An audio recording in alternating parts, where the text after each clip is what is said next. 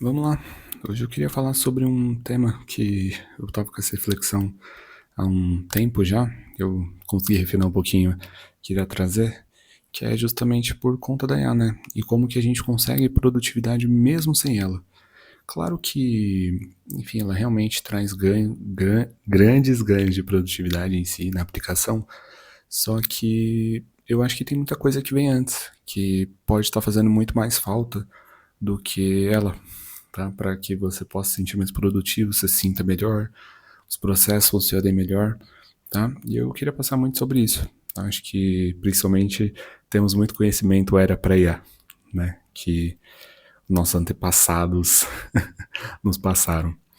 E eu queria falar justamente sobre 5 pilares, que é basicamente o que eu defini, que fazem muito sentido, né, na minha visão. Foi assim que eu separo e é assim que eu sempre tento otimizar meu fluxo de trabalho, tá?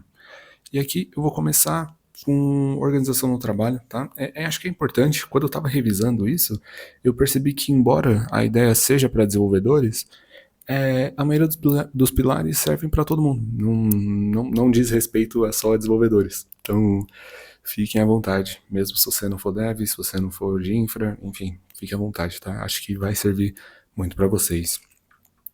Eu acho que o primeiro tópico seria aqui a organização no trabalho, que fala muito sobre o segundo cérebro como uma forma inicial, tá? Vocês veem aqui que eu uso muito Obsidian, e uma coisa que ele tem muito boa é a parte de journaling, né? Então, você conseguir ali diariamente, você escreve uma nota a respeito ali do seu dia. Eu costumo separar ali por tópicos, então eu coloco ali um hashtag, por exemplo, trabalho, eu coloco os tópicos que eu vou trabalhar. Ali, antes de iniciar o dia, eu começo escrevendo exatamente ali os tópicos que eu vou conseguir pegar. Caso tenha alguma alteração, eu já vou lá e edito ele. Então, eu já começo fazendo meu planejamento diário e eu tenho isso como histórico, tá? E por que que eu estou citando aqui do segundo cérebro? Porque justamente o Obsidian ele tem uma grande conexão entre arquivos. Então, eu consigo referenciar arquivos técnicos que eu escrevo, já com aquela nota do dia. E eu consigo até fazer, enfim, filtros depois para conseguir fazer um próprio documento e já me liste isso, né? Num vídeo passado eu citei até a respeito de PDI, tracking de performance em si. É, isso também está lá, né? Eu consigo relacionar todas as coisas que eu tenho hoje no Obsidian. Então, acho que talvez uma grande parte do início da minha organização dentro do trabalho, tá? A segunda é a biblioteca pessoal, né? Então, embora a IA faz muito bem boilerplates e tudo mais, quando a gente tem uma biblioteca pessoal nossa, com conhecimento que já foi validado por nós, com a escrita feita da forma que a gente queria, pode agilizar muito, né? Acho que vocês podem ver que meus projetos todos estão ali no Alexandria, que é um repositório público a nível de projetos, já faz alguns meses, anos, faz anos, né, na verdade, que eu tenho ele, que eu costumo colocar conhecimento lá, costumo refinar conhecimento. Então, muitas das vezes surge uma demanda de trabalho que eu olho e falo, puta, eu já fiz um projeto assim, e eu reaproveito isso. Então, eu estou falando de biblioteca pessoal, mas nada impede de ser uma biblioteca corporativa, né, que, enfim, tem uns módulos, tentar reaproveitar conhecimento ou coisa que você já escreveu. Acho que esse é o principal ponto. E o último aqui, ponto, seria o domínio de ambiente. Então, no meu caso, vamos supor assim, eu uso muito VS Code e coisas da AWS.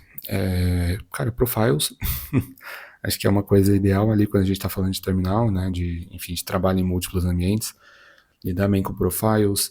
Quando eu estou falando VS Code, você realmente lidar muito bem, às vezes, com atalhos, com as features que ele tem lá. Ele tem muitas extensões boas que você pode pensar em personalizar. Eu tenho uma que parece meio boba, mas ela é super importante para como eu trabalho em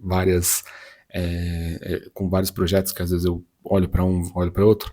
Tem uma que literalmente só muda a cor da tela do VS Code para cada um deles.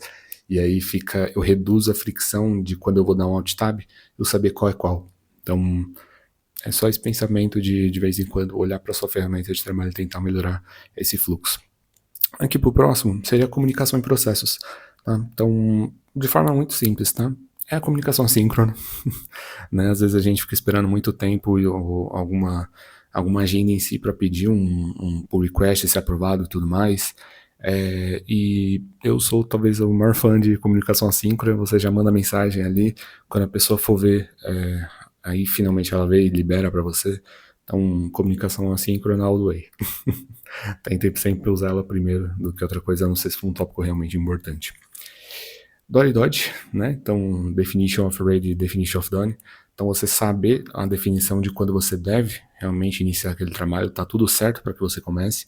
E o Dodge é justamente você ter a definição do que é um trabalho entregue, né? Então, até atuando meio uma parte que é aí, o que é o sucesso dessa entrega, né? Porque depois que você completou ela, é uma nova tarefa, tá? Porque aqui a gente está falando de carga cognitiva de não ter que ficar pensando em coisas a mais que podem surgir, né? A gente conseguir refinar ela ao ponto de ficar um bloco muito bem fechadinho. E aqui o último ponto seria dizer não, né? Tem coisas que a gente sabe que não é possível, né, de ser entregues naquele prazo, ou que simplesmente não são possíveis. Tá? E talvez a melhor task que economiza mais tempo é a task não feita. Então, mesmo que pareça esquisito falar isso, é sempre trazer dados, tentar trazer um embasamento do porquê aquilo não pode ser feito, ou não é o momento e tudo mais. Então, é um grande ponto para você sempre aumentar a sua base de conhecimento e conseguir embasar melhor as suas respostas. E aqui o terceiro ponto seria o custo operacional futuro. Né? Então, se você tem muito problema com manutenção, isso aqui é o talvez o supra-sumo do que possa reduzir seu tempo. É gasto, tá? A primeira parte seria a instrumentalização, tá? Então, você colocar logs, traces, métricas na sua aplicação. Ah, cara, mas eu não tenho isso, mas em geral logs você vai ter disponível, né, de ferramenta na empresa. Isso já facilita muito o debug. Imagina que você chega numa aplicação, você quer encontrar um problema e nem log ela tem, né? Ou o log não está bem estruturado. Então, você conseguir fazer isso de forma automática para suas aplicações, ou mesmo iniciar isso, é aquilo. Baby steps, até o momento, nem tudo precisa começar perfeito, é só começar. E aí, por isso que eu estou citando aqui de logs, que acho que talvez seja o maior exemplo disso, mas claro, se você tem uma ferramenta mais robusta de observabilidade, vai ser mais fácil ainda de encontrar problemas, principalmente se for distribuído. Tá? O segundo tópico aqui é documentação. Então, pensa que você mexeu, eu pelo menos muitas vezes acontece, tá? Tem um projeto que eu mexo vou mexer daqui a 6 meses depois, tá? E que isso acontece geralmente, principalmente com dashboards, né? Às vezes quando eu tenho uma atuação em dados, que faz muito tempo que eu não tenho contexto. Mas eu abro o dashboard, por exemplo, naquela questão já tem uma descrição do porquê que foi feito aquilo, né? Há um catálogo de dados que eu posso consultar, então eu consigo ter um contexto disso. Eu estou dando um exemplo aqui de dados. Mas claro, quando você está falando ali de código, tem um readme bem estruturado explicando aquela solução. Dentro ali da função, tem explicações. Tem um ADR do porquê que aquela decisão foi tomada. Né? São muitas possibilidades aqui, mas a documentação claramente facilita muito. Não só a vida agora, porque ela vai dificultar, mas no futuro ela vai facilitar muito. Por isso eu coloquei custo operacional futuro, tá? Porque isso não vai te facilitar a sua vida agora, mas no futuro vai. E é essa parte global que é o que importa. E aqui a última coisa é o CI. Então, cara, aqui é o momento que você coloca todas as ferramentas que você acha que vai facilitar a sua vida. Tá? Então, ferramentas de SAST, SonarQube, tudo que possa facilitar seu trabalho ali em questão de, por exemplo, segurança, né? Você coloca um Triv, saber se aquilo está de fato seguro, porque isso pode evitar um pepino que você nem sabia que vai ter daqui a um tempo de uma falha de segurança, tá? Então, enfim, CI, pense em ferramentas de CI que realmente possam facilitar a sua vida. E aqui os dois outros pontos que eles não dizem a respeito direto a trabalho, mas eles impactam de forma indiretamente muito pesado, tá? Que seria a saúde. Acho que o primeiro ponto aqui seria o sono. Se você não está dormindo bem, se você acorda e fica bocejando o dia inteiro, você sente que não está conseguindo focar o dia inteiro, é aqui que seu ponto deve estar atacando muito bem, tá? Eu acho que aqui esse seja o ponto principal. E aqui a gente pode falar também da alimentação e hidratação, porque se você estiver comendo mal, você não vai ter os nutrientes suficientes ali para fazer enfim, você não vai ter combustível suficiente, né, para estar desenvolvendo bem suas ideias, ou não vai ter energia, inclusive, para isso. E o último seria aqui da ergonomia, né? No meu caso, eu tenho uma cadeira de escritório, eu comprei um teclado novo, mas com suporte, então eu tô vendo que trabalhar tá ficando mais confortável. Eu tinha um grande problema de dor nas costas, por exemplo, né? Mas comecei ali, eu tinha voltado para academia.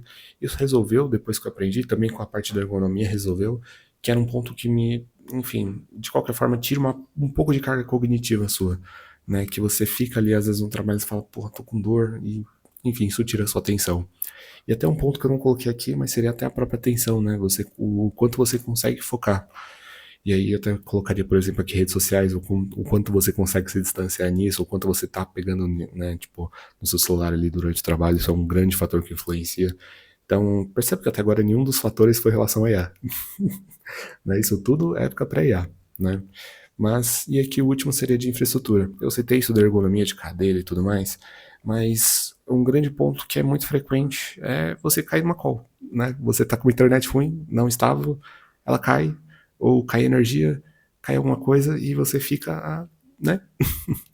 Então, outro ponto seria a parte de infraestrutura, né? Se a sua internet é rápida, inclusive, imagina você trabalhando ali com módulos, querendo baixar alguma coisa e demorar e não ir. Grande ponto aqui, né? Pode agilizar muito a sua vida. Ruídos. Você tem um fone de cancelamento de ruído? Você está trabalhando perto de uma avenida? Eu digo isso porque a minha casa é perto de uma avenida que é extremamente barulhenta em alguns momentos. No meu quarto hoje que eu tô não é mais, mas, por exemplo, conversas com vizinhos às vezes podem tirar sua atenção. Então é um ponto ali para você ver se também está impactando sua vida. E o último seria a contingência de incidentes. Tá? Então, imagina que aconteceu aí alguma emergência que você está tendo que lidar. Como que você está planejando cuidar desse incidente para que não afete todos esses outros pontos aqui? Tá? Principalmente eu falando saúde, acho que é o principal. Tá? Vou dar um exemplo aqui. Eu, na minha casa, eu estou em obra aqui hoje. Hoje não, já faz quase mais de um mês.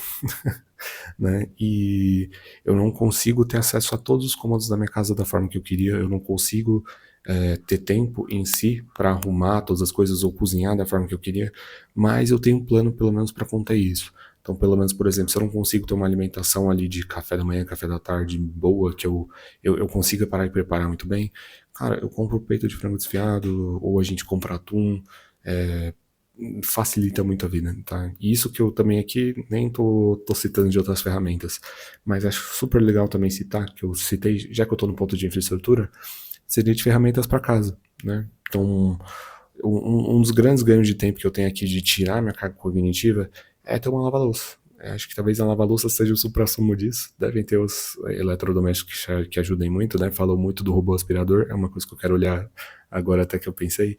Mas cara, chega, eu paro ali um momentinho durante o trabalho, boto para lavar a louça, e eu sei que quando eu finalizar o dia a gente já tem prato lavado, a gente consegue lidar bem. Então, é isso, né? Tem muitas coisas aqui que até eu fui acrescentando, né, enquanto a gente falava, mas eu acho que já está bem suficiente. Então, acho que é isso. Só queria citar muito sobre essa parte de produtividade fora IA, porque eu acho que isso é muito mais importante ainda do que colocar um cloud no terminal ou usar um cursor ou alguma coisa. Tá? Então, enfim, acho que essa é a minha reflexão. Eu espero não cair nesse pitfall no futuro, né? Não cair nessa armadilha. E eu espero que, caso você esteja vendo isso, você também pense nisso antes. Ou talvez esteja esquecendo, né? Porque, infelizmente, é muito fácil a gente esquecer das coisas. Mas é isso.